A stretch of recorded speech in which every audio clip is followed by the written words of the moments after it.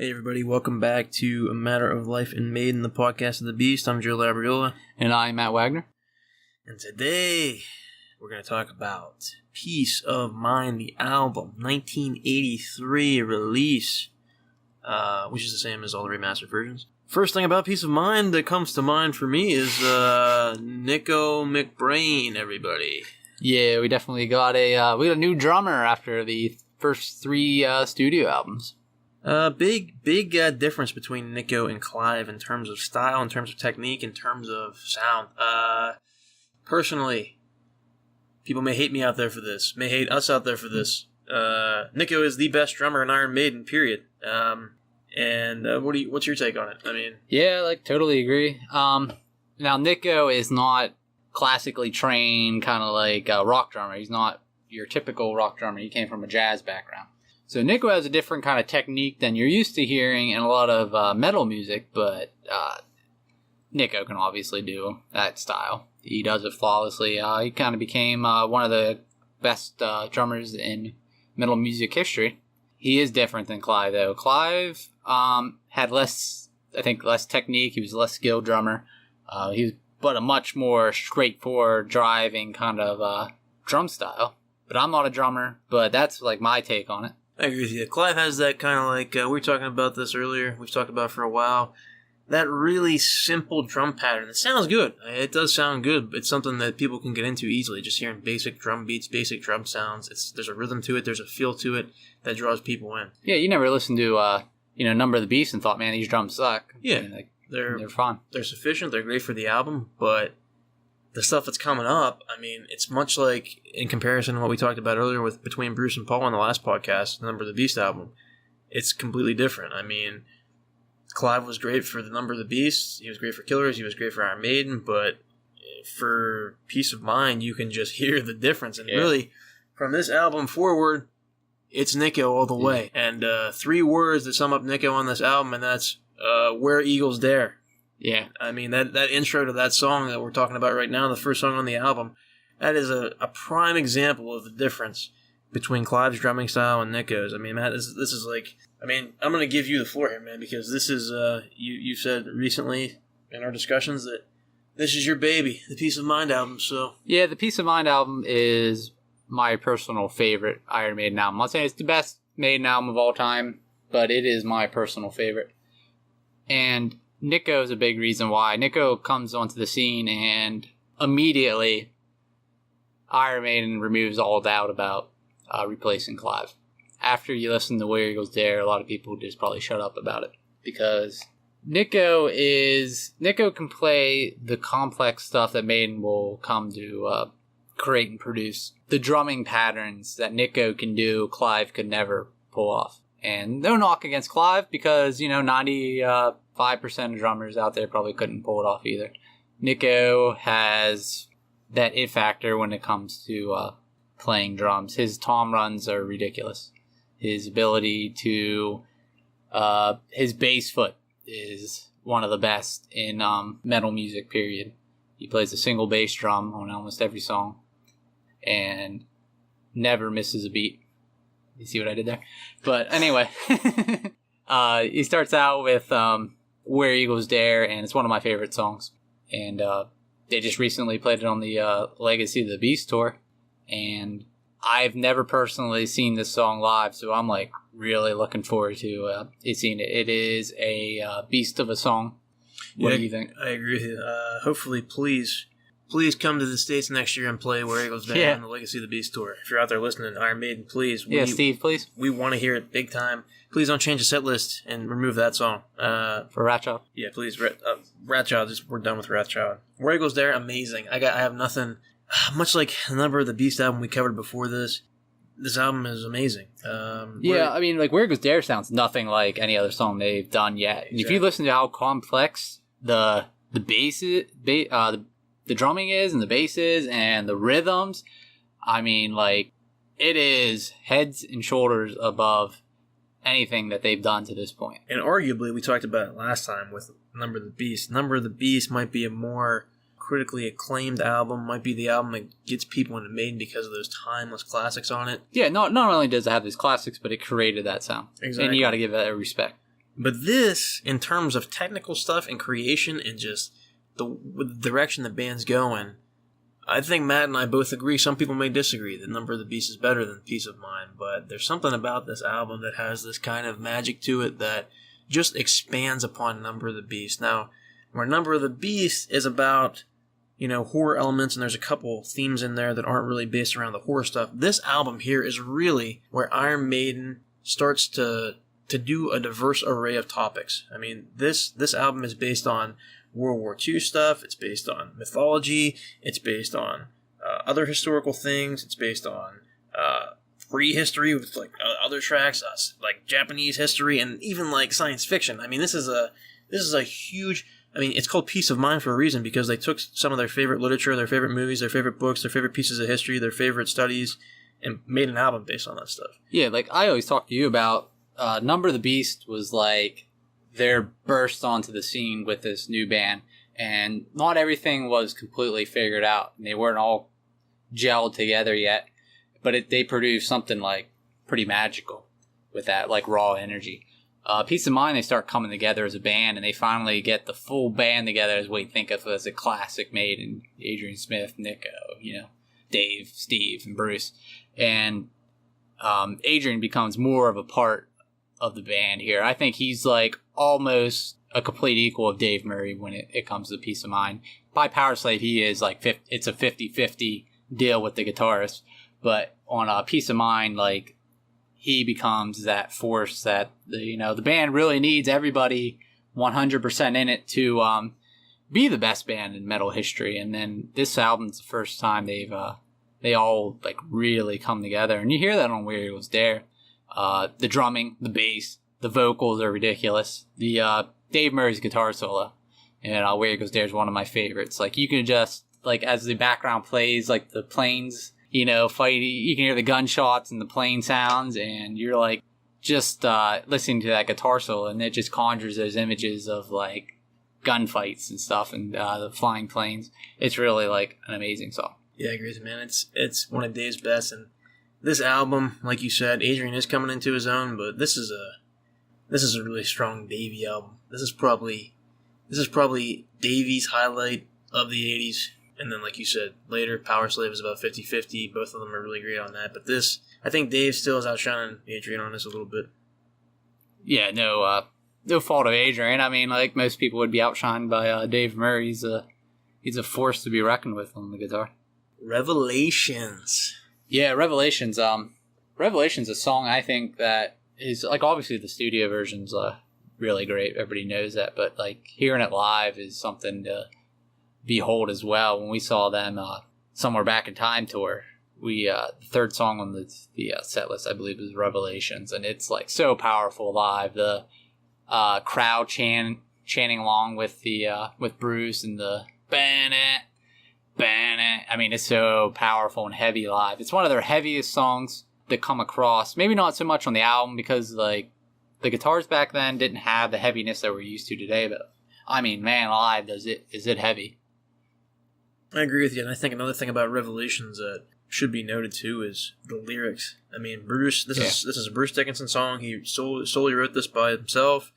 The lyrics on Revelations are insane. I mean, they're incredible. I mean, I think it's the first time Bruce like really put together like a masterpiece like this. Yeah. And on original tours when they played, they would actually give him an acoustic guitar, and he would actually go out and play like the beginning lines of the melodies and stuff for the song. Bruce Dickinson, my favorite guitarist in the band. Yeah. Which he quit doing after a while, but he was out there playing. Yeah, after they got Janik, they didn't really need him to play a third guitar. Revelations is great. The lyrics are great. I think maybe even from this one they got a little inspiration for Power Slave. It seemed like Bruce was experimenting with a little bit of ancient Egyptian mythology here, because when you segue into Power Slave and you're talking about Power Slave the song, he's talking about ancient Egypt. Revelations talks about ancient Egypt. He wrote both of those songs, so he was maybe reading some ancient Egyptian mythology around this time and kind of crafted something out of these. So yeah, like I said, like I'm looking at like the writers of some of these songs, and you have like a whole band besides Nicko wrote songs, on this album. And not only are they like they're all writing like really good stuff. Obviously Steve Harris is a master songwriter, but he can't do it by himself.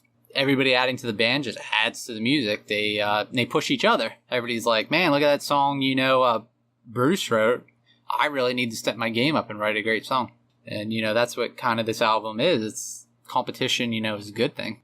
And Revelations is another one of those songs that is really deep and conjures those images when Bruce is singing. And it might not be Bruce's best performance to date when this album came out in terms of vocal technique, but hearing him, the way he sings, the emotion of what he is singing, it could be the best vocal performance that he's given. He has a lot of passion in the lyrics that he wrote, and I think that's a big part of it too because he wrote them. Yeah. So sometimes when people measure Bruce, they're like, "Oh, how high was that scream?" Exactly. They measured the scream was an A sharp. I don't know.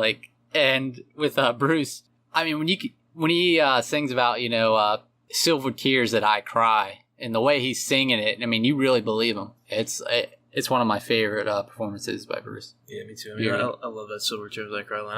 I love the verses in the song a lot. I mean, just I like the line, "She came to me with a serpent's kiss, is the eye, the sun rose on her lips." I mean, that's genius. And you think about ancient Egyptian that reminds me of Cleopatra. Yeah. When she gives the asp to Mark Antony in history or Julius Caesar, whatever, it's incredible. Yeah, on episode 728 when we rank our favorite Maiden vocal lines, lyrical lines, that's going to be one of them. It's up there. Yeah, it's I can't really say enough good things about Revelations. It always kind of reminded me of for some reason Children of the Damned in a way. It's a very it's the second song on the album, like Children of the Damned was.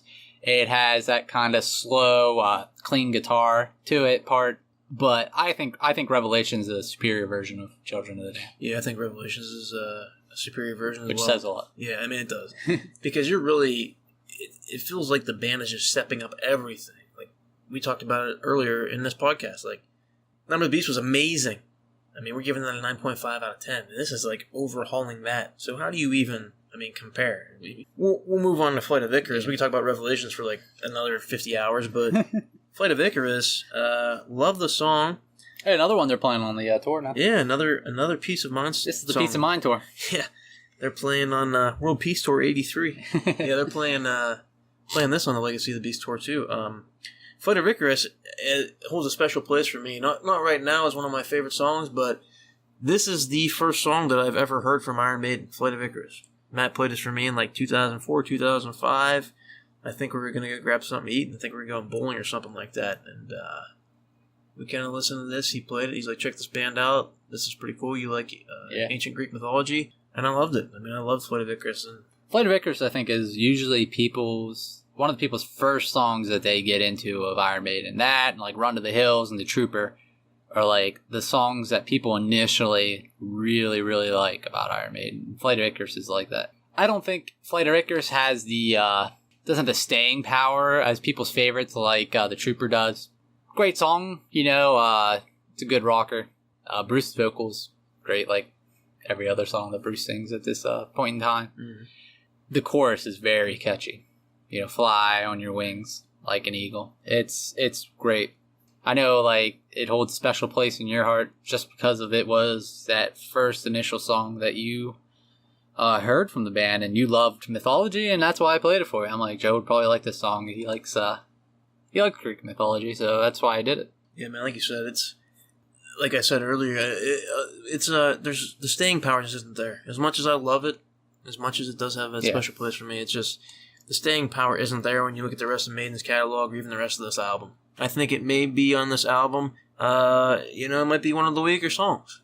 Yeah, that and one other song will come later. Probably the weakest songs in the album. But honestly, Flight of Icarus, weakest song in the album, still good. So That says what's that say about the album? I think it says a lot. Don't fly too close to the sun, or you're gonna burn your wings. You can't. I'll take Flight of Icarus over Invaders and Gangland any day. Absolutely, no comparison. Die with your boots on. Die with your boots on. I mean, this is it could be the most in-your-face song that Maiden's done to this point in their history. I mean, it's that guitar comes in and it's just screaming, mm-hmm. and then Bruce comes in with the vocals, and the lyrics are great. I don't know. This is my favorite. Like I said, this is my favorite album. The guitars are amazing on this album. I love the sound. Peace of Mind has its own unique sound to it. The guitars sound different than any other Iron Maiden album. Some people might not like it. I love it. I think they sound great. Steve Harris's bass in Peace of Mind, is beyond anything that he's done to this point. This is what Steve Harris's bass will come to sound like on every album. And you can really hear it with Die With Your Boots On. You just hear those running bass lines. It's incredible. I agree with you. And I think this is based on some historical stuff, too. I can't remember exactly what it was. Is this, what was the war that this is based around? Something about the French or something invading or something like that?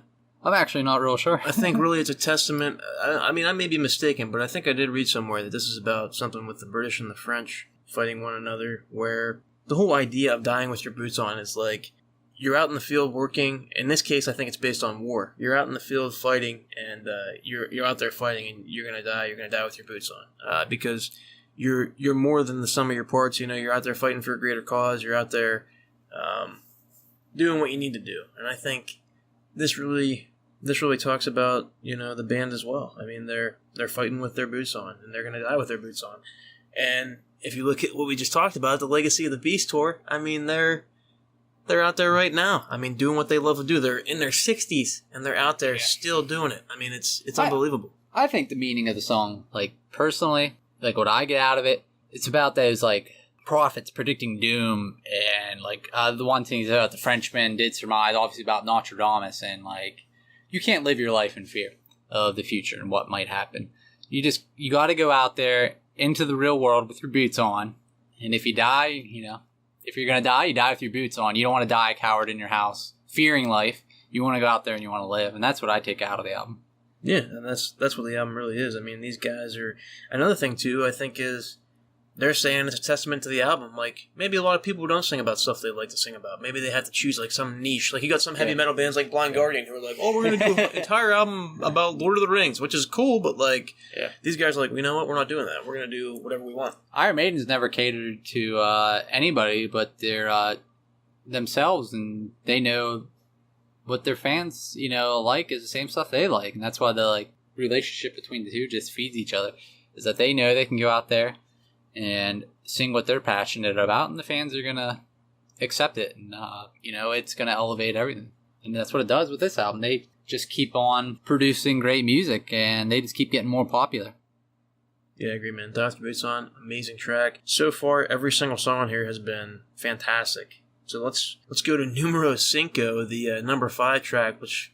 I mean, this is probably... I mean, you got some personal connection with this. So. Yeah, actually, the Trooper was the first shirt I've ever bought. Iron Maiden shirt I ever bought. So I have that connection. It's also something... If I ever got a tattoo of an Iron Maiden Eddie or anything related to Iron Maiden, it'd probably be the Trooper. It's that kind of connection I have with it. It's my favorite piece of art that Iron Maiden's ever done. It's also still to this day one of my favorite songs. It's fast, it's intense, it's got the great vocals that we all know that Bruce can produce. It's got great guitars. It's got a great Dave Murray solo. It's got a great Adrian Smith solo. It's got great... it's got everything. Drums, everything. This song is a staple of Iron Maiden's live show as well. Played almost every tour. It kills every time. Nobody goes to an Iron Maiden show and says, oh no, not the Trooper again. Everybody goes there wanting to see the Trooper. And it's an all-time Iron Maiden classic. It could be the one song, if you had to define what Iron Maiden's about, you might play that song and be like, that's what Iron Maiden's about. It's the Trooper. And yeah, I mean, I think it's a testament to what you just said and to the band. I mean, they come out wearing the British colors. They come out wearing the British flag at the live shows. They talk about... I mean, this is another war-themed song. I think this is about the Crimean War. I mean, the Charge of the Light Brigade. Yeah, the Charge of the Light Brigade. So it's historically significant to the British culture, which they're from. I mean, it's interesting that I always find interesting pieces of art about other pieces of art, and the Trooper is a Iron Maiden song about a poem, the Charge of the Light Brigade, which is about a war, and you're not trying to replace that piece of art, but you're showing your inspiration for that poem that he created inspired you to create another work of art.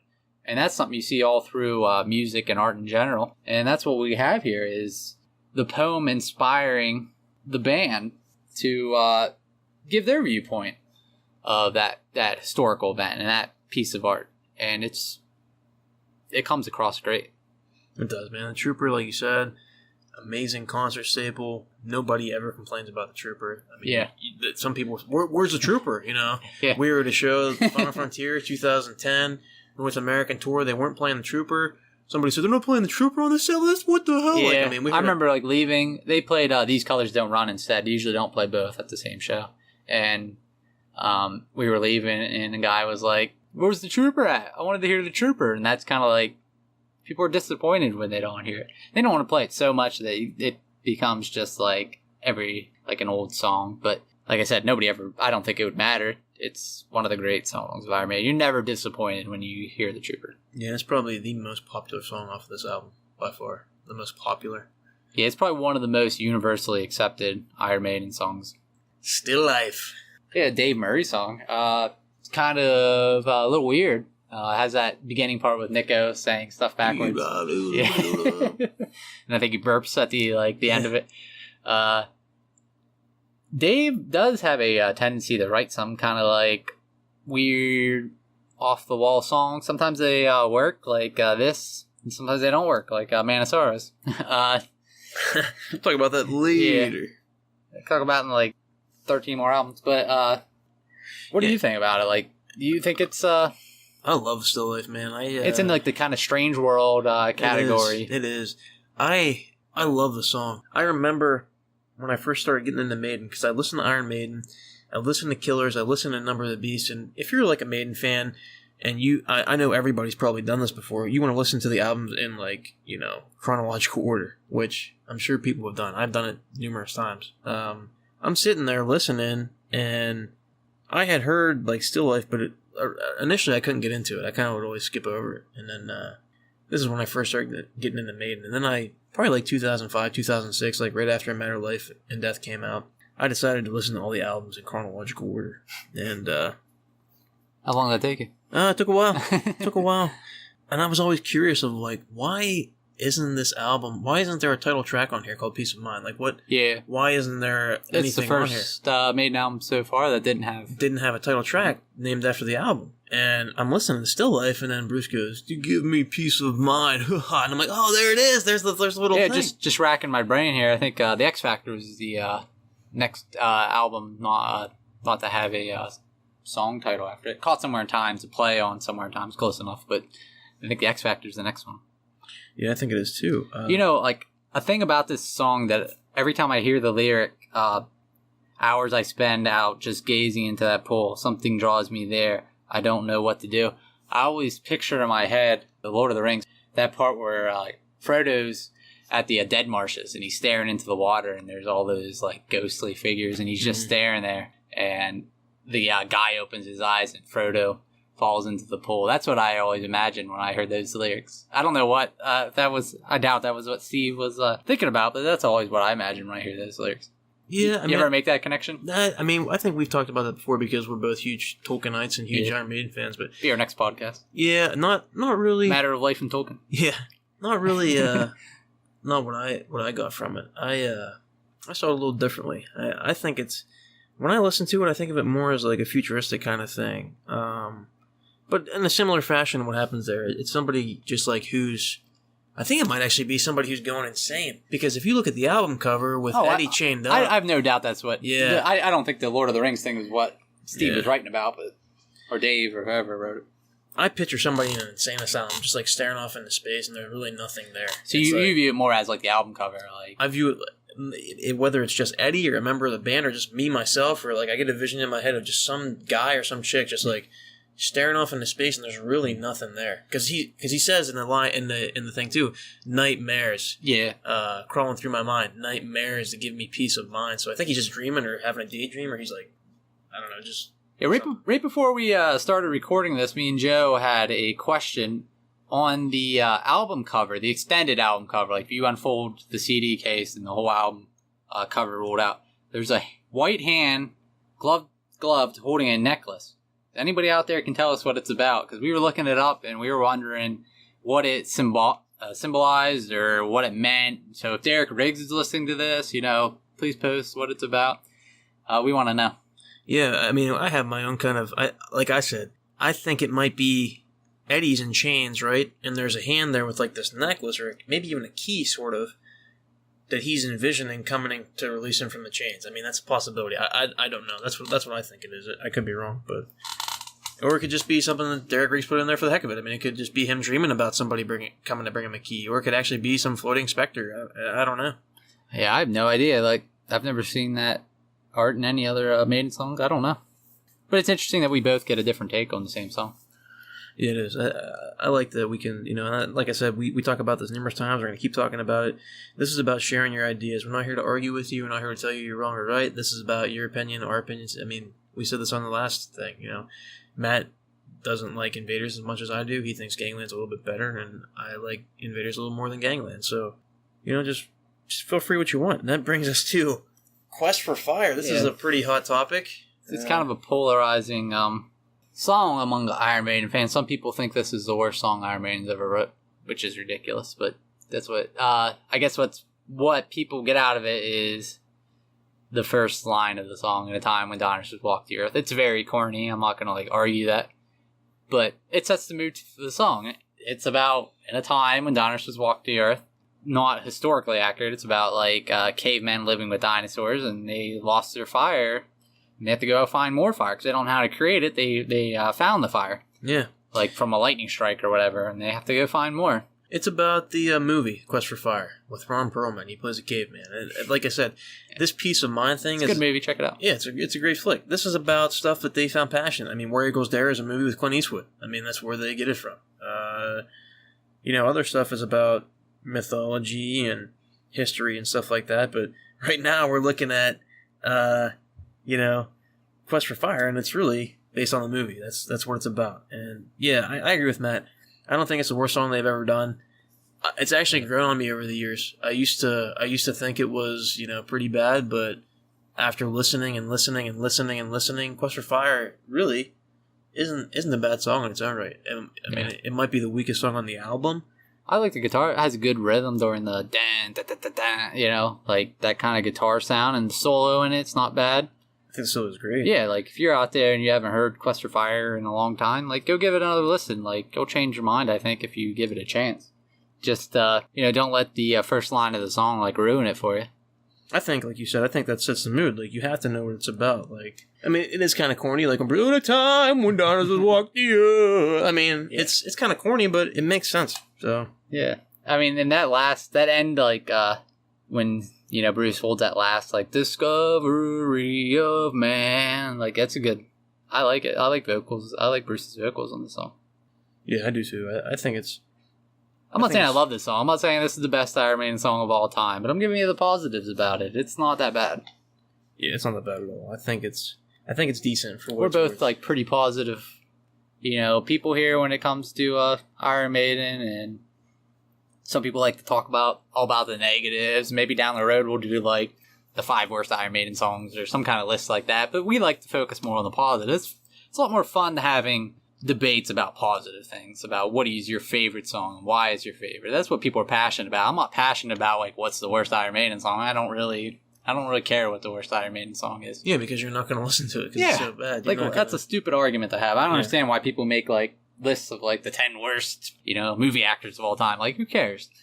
You should do stuff about what you like, and that's what we're doing here. I'm not saying I'll when we go down the road, I will fairly criticize, Steve Harris and the band when they kind of diverge off the road down the line. But the 90s. Yeah. Oh, my. The dark ages. But I'll still point out the positives, and I'll still be the albums are still worth a listen, or most of the albums are worth a listen, or you can still get something out of the albums. But now we're in the middle of the golden age. We're here complaining about one song's not up to par, Yeah, we're not when down the road, it's you're looking for a diamond in the rough. This is looking for an egg out of a dozen here. A bad egg out of a dozen. It's kind of nitpicking when you're arguing about is Quest for Fire a good or bad song. I agree. Sun and Steel. I think it's the most underrated song on the album and one of the most underrated Iron Maiden songs, period. Dickinson is obviously there's a couple things that he always writes about. One is like airplanes and fighting, and anything related to airplanes. Really, the other thing is sword fighting. He's an accomplished fencer. If Bruce hadn't become a professional musician, he probably would have been an Olympic grade fencer. I don't know if he would have made the British fencing team, but he was very, very good at fencing. It's one of his passions, along with flying and obviously singing. And this is what this song's like partly about, is Sun and Still. And he's fighting in a sword fight. And it's not the last Iron Maiden song to be about this topic. On the next album, Power Slave, there's a song about it too. Yeah, I agree with you. And I think that is a big part of what the song is about. Obviously, Bruce and Adrian write this one. It also alludes to, Japanese mythology. Here we go again. Or Japanese, not even mythology, but Japanese history, rather. Yeah. It's about the Bushido Code, the samurai. Some people say it's about Miyamoto Musashi, supposedly the greatest swordsman who ever lived. And if you're talking about that in relation to Bruce, he's probably thinking, I'm going to be the greatest fencer who's ever lived. So yeah. We talked about how big his ego is. That's probably something that he was, passionate about. Oh, especially his early life, he was a huge fencer. Maybe not so much like nowadays. I don't know how much he fences still, but back then it was a huge part of his life. A huge part of his life. And I think even just talking about, you can really see that he studied his stuff. I mean, if you look at any Japanese artwork, a lot of it has that idea of a wheel that's like just circular, and the Japanese flag is a white flag with a red center in the middle, which is Amaterasu, which is the sun god. So that's Sun and Still. I mean, you like Japanese mythology there, Jeff? Yeah, it's Japanese. It's Japanese mythology. I mean, I'm sure these guys, like we talked about it in the first podcast we ever did, these guys are learned individuals. They know what they're talking about. This is something they're passionate about. They put it in an album. Yeah, these aren't like your metalheads, like just playing music loud and fast. They know what they're talking about. Exactly. This is like really deep philosophical, historical, really just deep learning connection on a various array of topics. They're literally giving you a piece of their mind. Like, that's what they mean. This is a piece of our mind right now. This album. Yeah. You're going to know what it's about. And that's what it is. Yeah, it's a piece of Bruce's mind here. I always like that, looking at the lyrics, like that first verse, like, you killed your first man at 13, killer instinct, animal supreme. It's a great line. The lyrics are very simple to the song, but they do convey the message that they intend to convey. And like you said, it's about like a Japanese samurai sword fighter, and it's a very simplistic song, but it is typical short Iron Maiden rocker. It's a great song, I think. Okay, this is some might say the crown jewel of the album. This is a very, very, very underrated Maiden song. Nobody talks about it. Is this your favorite song on the album? To Tame a Land, yeah, personally, it's probably my favorite song on the album, just because it is so good, it's so unique, it's so different, and this goes to science fiction fans out there. Matt, you can talk about this. You're the big sci-fi guy. I mean, I am too, but I'll let you talk about... Yeah, they actually wanted to name this song Dune after the Frank Herbert novel, but Frank, unfortunately, probably didn't understand a lot about metal music. He was kind of like an old school individual there. And he wouldn't let them call it Dune, so they had to name it To Tame a Land. Honestly, I don't really care. To Tame a Land's a pretty cool title, too. Steve, being the nerd that he is, read Dune, loved it, wrote a song about it. And I think this is the first song since Phantom of the Opera with this kind of, like, epicness to it. And it would become, like, a staple with Power Slave next with Rhyme the Ancient Mariner. This is kind of like a warm-up to Rhyme in the Ancient Mariner, in a way. Yeah, I agree with you. We talked about how Hallowed Be Thy Name is, in fact, an epic on Number of the Beast, but... It's a different way. Exactly. What we mean by that is this epic that they created, and what they usually do from this point onward, aside from a couple albums, is they basically base an epic on something that's in history or... literature. Hallowed Be Thy Name was something that was created just out of, thin air, just about some guy sitting in the cells going to his death. It's a very philosophical thing. This is based on a literary work, and like Matt said, it's a setup for Rhyme the Ancient Mariner, and if you're looking even ahead to, somewhere in time, it's a setup for Alexander the Great. That kind of historical or literary kind of epic. Love the song. he talks about so much in the book. He mentions the spice that's in Dune, the thing. He talks about the worms. He uses the language. He would take the Gom Jabbar. I mean, that's like that's the actual language Frank Herbert created for the story. I mean, Steve Harris must have read the appendices and the language in the back to pick out like what everything meant, because it is. Yeah, if you've never read Dune out there, it is a classic in the world of science fiction. It's one of those works that you create an entire world. It's the closest thing to I think Lord of the Rings done in sci-fi up to that point, maybe up to modern day. Like Frank Herbert creates his own unique world. Yeah, I agree with you. Dune, amazing book. Steve loved it. The Tame of Land, amazing song. It's a shame they haven't played it live since the original tour. They haven't played it live in the original tour. World Peace Tour was amazing. They played The Tame of Land, and Dave's solo in it. Yeah. I mean, just sickening. If you ever go out there and hear a live version of The Tame of Land, Dave just goes off at the end. I mean, he goes off at the end. That tour, and here's another thing we didn't really mention about the album art, which we'll touch on. You know, Eddie's lobotomizing this. Oh, that's crazy. What happened to Eddie? You know, Number of the Beast, he has hair and all this stuff, and they figured, you know what, we're going to kill him. We're going to lobotomize him. And that's another thing that plays into the name of the album, Peace of Mind. You know, his brain is, they gave him, he's lobotomized. It makes perfect sense. And the way they did it, lobotomize him, piece of his mind's gone. So it fits, but they were actually going to call it Food for Thought initially, and that kind of does not resonate with me as a heavy metal album being called Food for Thought. Food for Thought, yeah. Yeah, Peace of Mind is so much better. I mean, I'm glad they made that decision. The album artwork, man, let's talk about that. Album is amazing. The songs are amazing. Artwork, where are you sitting on this one? Classic, you know? It's just classic, period. It's as, I think the album cover is a step below Number of the Beast and a step below some of their other ones, but it is still very, very, very good. I think it is too, and I think if you're looking at it, you know, it's a step below Number of the Beast, but like I just talked about, how it relates to the album is what Iron Maiden does magnificently with every cover they've done for the most part. They want you to listen to that album. You look at that cover and you're like, I want to listen to whatever is on here. And it completely explains the title. Yeah. I mean, Peace of Mind. It's Eddie in a straitjacket, in chains, he's lobotomized, he's in a padded room. It completely explains it. And if you look at the full extension of the album artwork, like Matt and I said, there's actually a door that's open that leads into the cell. So it's basically like, hey guys, we're Iron Maiden, come on in and have a piece of our mind. I mean, Eddie's in here hanging out, you know, he's crazy, whatever. He's lobotomized, a piece of his mind's gone too. Have a piece, you know. It's like, this is awesome. This is fantastic. Like, perfect execution on this. Listenability. Well, what do you think about the, before we go on, like, what do you think about the Flight of Icarus cover? Oh, we're talking about singles cover. Excuse me, I forgot. Yeah, let's talk about some of the singles. I'm a fan. I love Eddie with the blowtorches. I love the bat wings. I love Icarus burning in the background, just like falling. It's like, fly too close to the sun and you're done, but it's actually Eddie. He's torching him. Yep. So it's like Eddie inserts himself into the mythology. And it makes sense because if Eddie's having these nightmares and these dreams in the padded cell, he might be dreaming about taking Icarus down with a freaking blowtorch, you know?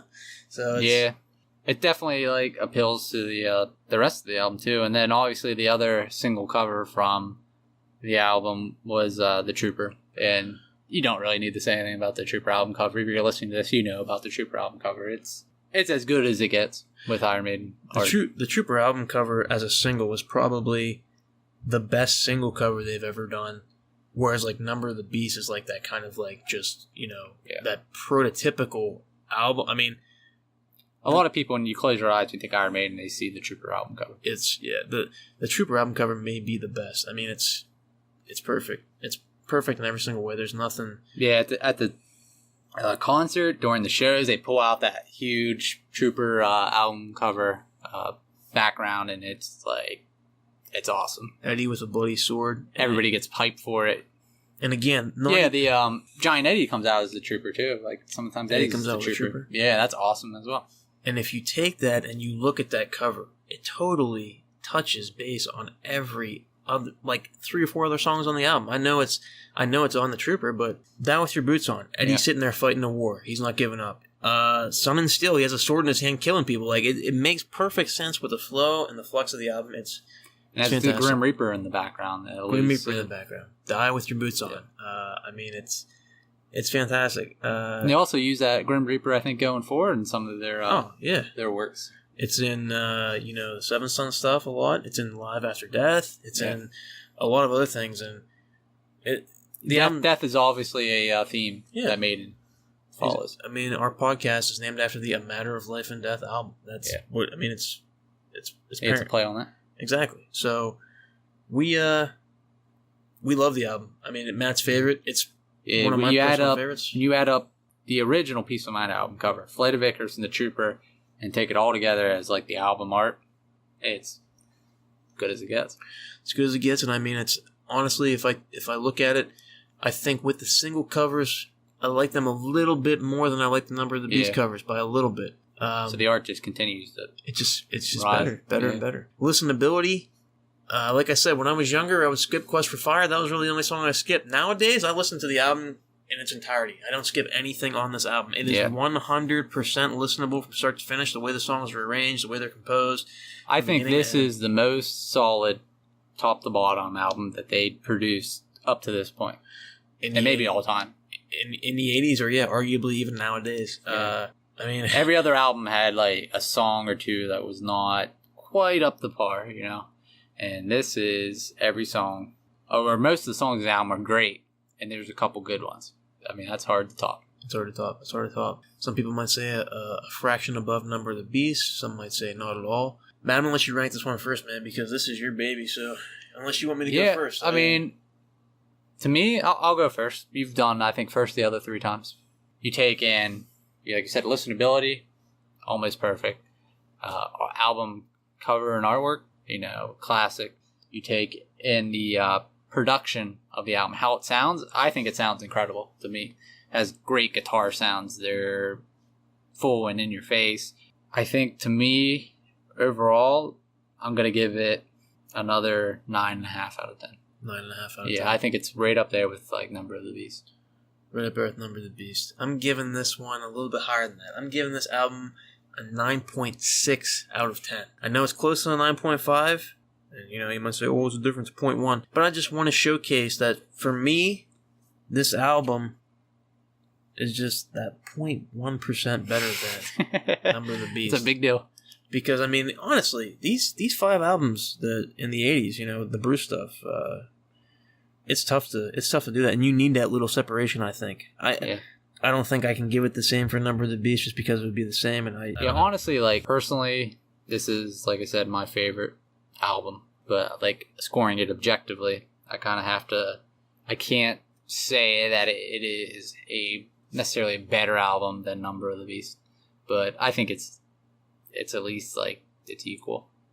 That's why I gave it the same score. Yeah, and like I said... I don't know. It's hard to say these albums. Yeah. Like, how are you going to make a case that any of these like, classic, 4 or 5 are better than another one? Or... So you kind of have to be objective in your scoring, and I try to be, I think, a little bit. Yeah, you're right, and that's your rating system. I mean, you make it... Obviously, we have different opinions. Oh, equal, and I make mine. Like, I need, for me personally, I need that little bit, you know? Guys, let us know what you think about Peace of Mind, the 1983 album. If you're not into Iron Maiden, you haven't listened to it, again, another album to just jump into. This and Number of the Beast are, they're pretty great stuff. This is... Like Matt said earlier, and I think Dougie says that their lighting guy in the early days DVD, this is the fucking lineup. I mean, this is the 5-piece band that they would be achieving worldwide international fame for the next couple years. I know that there'll be that guy down in the comment section saying that we were wrong, Clive was better, so. Tell us why. I mean, I'll be reading your comment, I guess. Tell us why Clive's better. I'm sticking with Nick. So, guys, again, thanks for listening. Take care of yourselves. This has been A Matter of Life and Maiden, the podcast of the Beast. I'm Joe Labriola. And I'm Matt Wagner.